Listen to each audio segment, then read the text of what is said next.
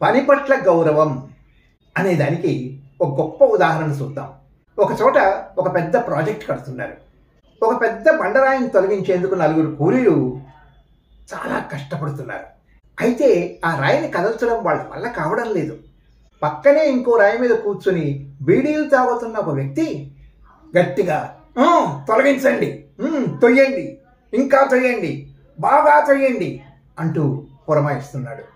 ఆ పక్క నుంచి పోతున్న ఓ పెద్ద మనిషి ఆ బీడీలు తాగుతున్న వ్యక్తిని చూసి ఊరికే అలా గట్టిగా అరవడం కాదు, కాస్త సహాయం చేయొచ్చు కదా అని సలహా ఇచ్చాడు. నేను ఈ ప్రాజెక్టుకు సూపర్వైజర్ను, ఆ పని నాది కాదు అన్నాడు.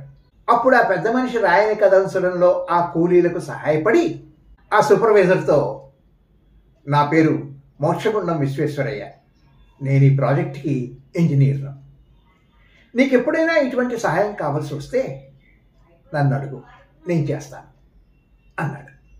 ఆ సూపర్వైజర్ విశ్వేశ్వరయ్య గారి కాళ్ళ మీద పడి క్షమించమని వేడుకున్నాడు. పని పట్ల గౌరవం, పని దైవం వంటిది అంటే ఇదే కదా. 102 సంవత్సరాలు బ్రతికిన శ్రీ మోక్షగుండం విశ్వేశ్వరయ్య ప్రపంచం గర్వించేంతటి గొప్ప ఇంజనీర్. సెప్టెంబర్ 15 ఆయన పుట్టినరోజుని ఇంజనీర్స్ డేగా జరుపుకుంటారు. ఈ దేశ ప్రగతికి మూలస్తంభం వంటి వ్యక్తి. హైదరాబాద్లో నిజాం ప్రభుత్వం హయాంలో ఆ ప్రభుత్వానికి ఇంజనీరింగ్ సలహాదారుగా పనిచేసిన వ్యక్తి. ఏ పని చేస్తున్నారన్నది కాదు, ఎంత శ్రద్ధగా చేస్తున్నారన్నది ముఖ్యం. Good luck.